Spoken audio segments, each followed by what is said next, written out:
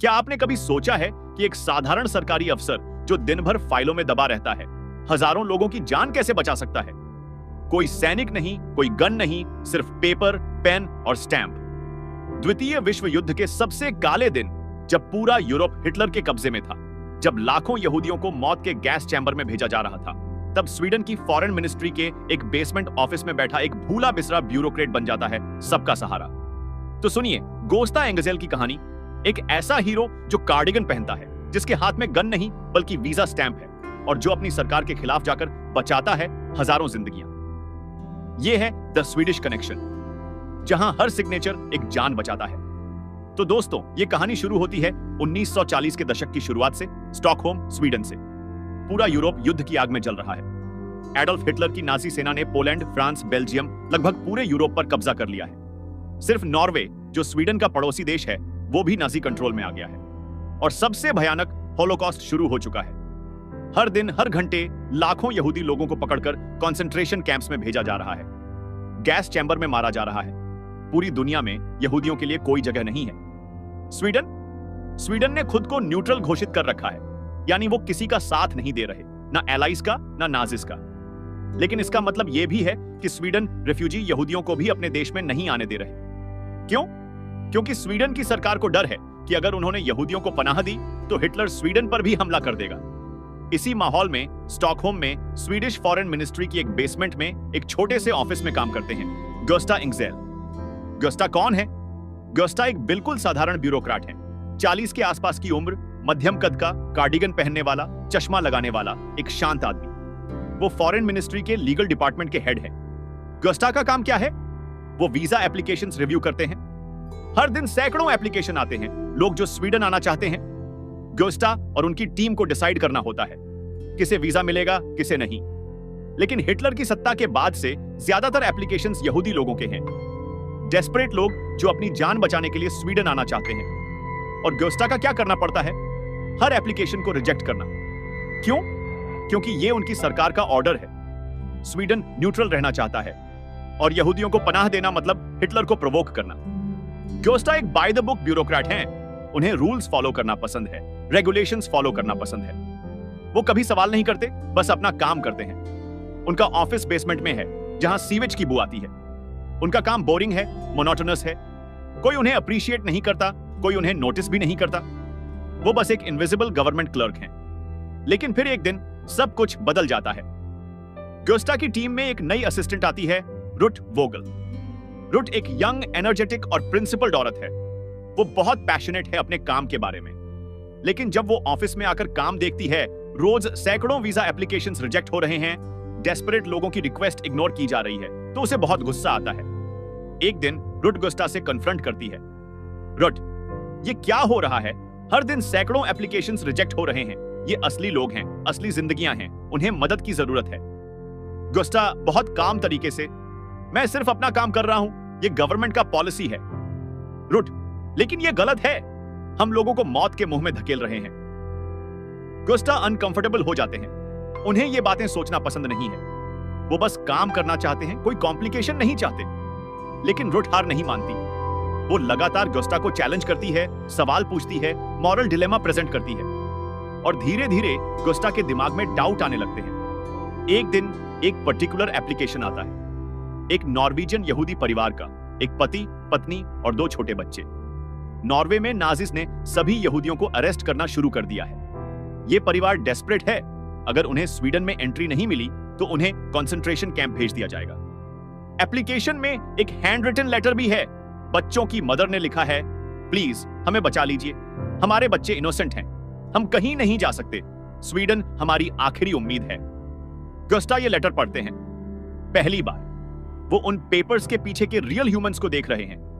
उस रात गोस्ता घर नहीं जा पाते। वो अपने ऑफिस में बैठे रहते हैं, सोचते रहते हैं। उनके दिमाग में वो लेटर बार बार आ रहा है। और फिर गोस्ता एक डिसीजन लेते हैं। अगली सुबह गोस्ता ऑफिस आते हैं और रुट को बुलाते हैं। वो कहते हैं, तुम सही हो, हम गलत कर रहे हैं, लेकिन अगर हम डायरेक्टली गवर्नमेंट पॉलिसी के अगेंस्ट जाएं तो हमें जॉब से निकाल दिया जाएगा और फिर हम किसी की भी मदद नहीं कर पाएंगे। रुट, तो फिर क्या करें? गोस्ता मुस्कुराते हैं, एक मिस्चिवस स्माइल। हम रूल्स के अंदर रहकर रूल्स को बेंड करेंगे। हम ब्यूरोक्रेसी का इस्तेमाल ब्यूरोक्रेसी के खिलाफ करेंगे। और शुरू होता है ग्योस्टा का सीक्रेट मिशन। ग्योस्टा जानते हैं कि स्वीडिश लॉ बहुत कॉम्प्लिकेटेड है, उसमें बहुत सारे लूपहोल्स हैं, टेक्निकलिटीज हैं। अगर कोई स्मार्ट इनफ हो तो वो इन लूपहोल्स का इस्तेमाल करके लॉ को अपने फेवर में बेंड कर सकता है। तो ग्योस्टा क्या करते हैं? पहली strategy, Swedish heritage loophole. Swedish law कहता है कि अगर किसी में थोड़ा भी स्वीडिश ब्लड है, यानी अगर उनके दादा परदादा में से कोई स्वीडिश था, तो टेक्निकली वो स्वीडिश सिटीजनशिप क्लेम कर सकते हैं और स्वीडिश सिटीजन्स को ऑटोमेटिकली एंट्री मिल जाती है। तो ग्योस्टा हर एप्लीकेशन को केयरफुली रिव्यू करते हैं। अगर किसी में भी रिमोटली स्वीडिश कनेक्शन मिलता है तो वो उस कनेक्शन को मैग्नीफाई करते हैं, डॉक्यूमेंट्स क्रिएट करते हैं और वीजा अप्रूव कर देते हैं। दूसरी स्ट्रैटेजी, ट्रांजिट वीजा ट्रिक।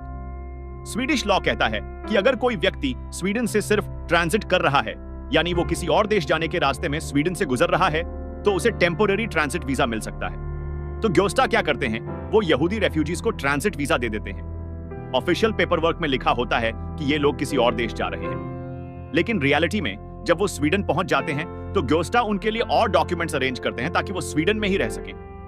तीसरी स्ट्रैटेजी, डेलिबरेटली स्लो प्रोसेसिंग। जब कोई एप्लीकेशन आता है जिसे ग्योस्टा अप्रूव नहीं कर सकते बिना सस्पिशन रेज किए, तो वो प्रोसेसिंग को डिलिबरेटली स्लो कर देते हैं। पेपर्स एक्सीडेंटली लॉस्ट हो जाते हैं, डॉक्यूमेंट्स को रिव्यू के लिए भेज दिया जाता है, वीक्स महीने बीत जाते हैं। क्यों? क्योंकि ग्योस्टा को उम्मीद है कि सिचुएशन चेंज हो जाएगी या कोई और लूपहोल मिल जाएगा या किसी तरह वो लेटर में एप्लीकेशन अप्रूव कर पाएंगे। चौथी स्ट्रैटेजी, फॉर्ज्ड डॉक्यूमेंट्स। हाँ, ग्योस्टा और रुट फेक डॉक्यूमेंट्स बनाने लगते हैं। Birth certificates, citizenship papers, family records, जो भी जरूरी हो वो बनाते हैं। ये इलीगल है, रिस्की है, अगर पकड़े गए तो जेल हो सकती है, लेकिन लाइव्स एट स्टेक हैं। धीरे धीरे ग्योस्टा के एफर्ट से वीजास अप्रूव होने लगते हैं, पहले कुछ, फिर डजन्स, फिर सैकड़ों। नॉर्वेजियन यहूदी लोग जो नाजी ऑक्यूपाइड नॉर्वे से भाग रहे हैं, उन्हें स्वीडन में एंट्री मिलने लगती है। फैमिलीज रियूनाइट होते हैं, बच्चे सेफ होते हैं, लोगों की जानें बचती हैं। लेकिन यह काम इतना आसान नहीं है। पहली प्रॉब्लम, ग्योस्टा के ओन कलीग्स। फॉरेन मिनिस्ट्री में कुछ लोग हैं जो ग्योस्टा के काम को सस्पिशियस फाइंड करते हैं। एक पार्टिकुलर कॉलीग, स्टेफन सोडरस्ट्रॉम, उन्हें लगता है कि ग्योस्टा कुछ गड़बड़ कर रहे हैं। स्टेफन ग्योस्टा को कन्फ्रंट करता है, आप इतने सारे वीजास अप्रूव कैसे कर रहे हैं? गवर्नमेंट पॉलिसी क्लियर है। ग्योस्टा बहुत कामली, मैं सिर्फ लॉ फॉलो कर रहा हूं, स्वीडिश लॉ में प्रोविजंस हैं, मैं उन्हीं को अप्लाई कर रहा हूं। स्टेफन सेटिस्फाइड नहीं है, लेकिन वो कुछ प्रूव नहीं कर पाता। दूसरी problem, Nazi pressure. Nazi Germany को पता चल रहा है कि यहूदी लोग स्वीडन एस्केप कर रहे हैं। जर्मन डिप्लोमेट्स स्वीडिश गवर्नमेंट को प्रेशर करते हैं, आप न्यूट्रलिटी का दावा करते हो लेकिन हमारे एनिमीज को पनाह दे रहे हो। स्वीडिश गवर्नमेंट, जो पहले से ही नाजी जर्मनी से डरी हुई है और ज्यादा स्ट्रिक्ट हो जाती है। नए ऑर्डर्स आते हैं और कम वीजास और ज्यादा रिस्ट्रिक्शंस। ग्योस्टा के लिए काम और मुश्किल हो जाता है। तीसरी प्रॉब्लम, पर्सनल रिस्क। ग्योस्टा और रूट को पता है कि अगर वो पकड़े गए तो सीरियस कॉन्सिक्वेंसेस होंगे, जॉब लॉस, जेल या और भी बुरा। एक दिन रूट ग्योस्टा से कहती है, मुझे डर लग रहा है, अगर हम पकड़े गए, ग्योस्टा, मुझे भी डर लग रहा है, लेकिन अगर हम नहीं करेंगे तो कौन करेगा? ये लोग हमारे भरोसे हैं। और वो अपना काम जारी रखते हैं। अब कहानी अपने क्लाइमैक्स की तरफ बढ़ती है। 1942 से 43 तक नाजी जर्मनी ने अपना फिनल सॉल्यूशन इंप्लीमेंट करना शुरू कर दिया है, यानी सिस्टमैटिकली सभी यहूदियों को खत्म करने का प्लान। नॉर्वे में सभी यहूदियों को अरेस्ट करने का ऑर्डर दिया जाता है। Thousands of Norwegian Jews desperate हो जाते हैं, उनके पास कुछ ही दिन है स्वीडन एस्केप करने की। ग्योस्टा के ऑफिस में एप्लीकेशंस की बाढ़ आ जाती है, रोज hundreds of applications, desperate letters, phone calls. ग्योस्टा और रूट दिन रात काम करते हैं, वो बेयरली सोते हैं, खाते हैं, बस एप्लीकेशंस प्रोसेस करते रहते हैं, वीजास अप्रूव करते रहते हैं। लेकिन फिर एक बड़ा झटका लगता है। स्वीडिश गवर्नमेंट को नाजी प्रेशर की वजह से और स्ट्रिक्ट ऑर्डर्स इश्यू करने पड़ते हैं। ग्योस्टा के बॉस उन्हें डायरेक्टली ऑर्डर देते हैं, कोई और वीजा अप्रूव नहीं होगा, ये फाइनल है। ग्योस्टा क्रश्ड हैं, उनके डेस्क पर अभी हंड्रेड्स ऑफ पेंडिंग एप्लीकेशंस पड़े हैं। हर एप्लीकेशन में एक फैमिली है, बच्चे हैं, डेस्परेट लोग हैं। उस रात ग्योस्टा अपने ऑफिस में अकेले बैठे हैं। वो अपने हैंड्स में एक एप्लीकेशन लेटर पकड़े हैं। एक 8 साल के बच्चे ने लिखा है, ब्रोकन स्वीडिश में, प्लीज सर, मेरे पेरेंट्स को बचा लीजिए। ग्योस्टा की आंखों में आंसू आ जाते हैं। पहली बार ये कंपोज्ड ब्यूरोक्रेट इमोशनली ब्रेक हो जाते हैं और फिर गुस्टा एक फाइनल डिसीजन लेते हैं। अगली सुबह गुस्टा अपने बॉस के कैबिन में जाते हैं। वो कहते हैं, मैं आपके ऑर्डर्स फॉलो नहीं करूंगा, मैं वीजा अप्रूव करूंगा। बॉस शॉक्ड है, तुम अपनी जॉब खो दोगे, ट्रीजन का चार्ज लग सकता है। गुस्टा, मुझे परवाह नहीं, मैं अब और नहीं रुक सकता। हिस्ट्री मुझे जज करेगा और मैं चाहता हूं कि हिस्ट्री ये कहे कि मैंने सही किया। और गुस्टा बाहर आ जाते हैं। वो अपनी टीम को इकट्ठा करते हैं, रूथ और कुछ अदर सिंपैथिक कलीग्स। वो कहते हैं, हम सब जानते हैं कि यह गलत है। अगर कोई मेरे साथ आना चाहता है तो वेलकम है, लेकिन मैं समझूंगा अगर कोई नहीं आना चाहता, आप सबके फैमिलीज हैं, जॉब्स हैं। रूथ सबसे पहले खड़ी होती है, मैं आपके साथ हूं। फिर एक एक करके और लोग भी खड़े हो जाते हैं और फिर शुरू होता है एक रेस अगेंस्ट टाइम। गुस्टा और उनकी टीम लिटरली दिन रात काम करती है। वो सभी पेंडिंग एप्लीकेशंस को प्रोसेस करते हैं, डॉक्यूमेंट्स फॉर्ज करते हैं, वीजा स्टैंप करते हैं। वो जानते हैं कि किसी भी मोमेंट सीनियर ऑफिशियल्स आ सकते हैं और उन्हें स्टॉप कर सकते हैं। लेकिन हर अप्रूव्ड वीजा का मतलब है एक सेव्ड लाइफ। 48 घंटों तक कंटिन्यूअस काम करने के बाद गुस्टा कोलैप्स हो जाते हैं। एग्जॉस्शन से वो फ्लोर पर गिर जाते हैं। रूथ उन्हें संभालती है, बस बहुत हो गया, अब रुक जाइए। गुस्टा बेयरली कॉन्शियस, कितने अप्रूव हुए? रूथ, 900 से ज्यादा। गुस्टा मुस्कुराते हैं, 900 फैमिलीज, 900 रीजंस टू स्माइल। और फिर वो पास आउट हो जाते हैं। अगले कुछ दिनों में कॉन्सिक्वेंसेस आने लगते हैं। गुस्टा को सस्पेंड कर दिया जाता है। इन्वेस्टिगेशन शुरू होती है।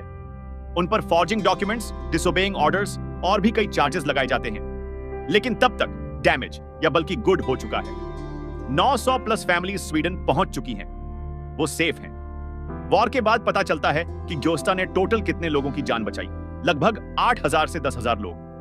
इनडायरेक्टली, क्योंकि जो लोग बच गए उनके बच्चे हुए, उनकी जनरेशंस आगे बढ़ी।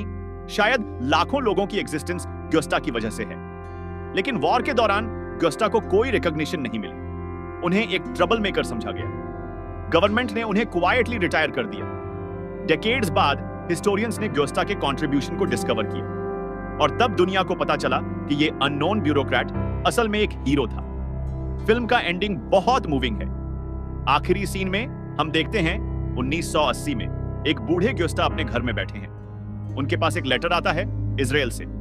लेटर में लिखा है, डियर मिस्टर एंगजेल, मैं वो 8 साल का लड़का हूं जिसने आपको लेटर लिखा था 1943 में। आपने मेरे पेरेंट्स को वीजा दिया।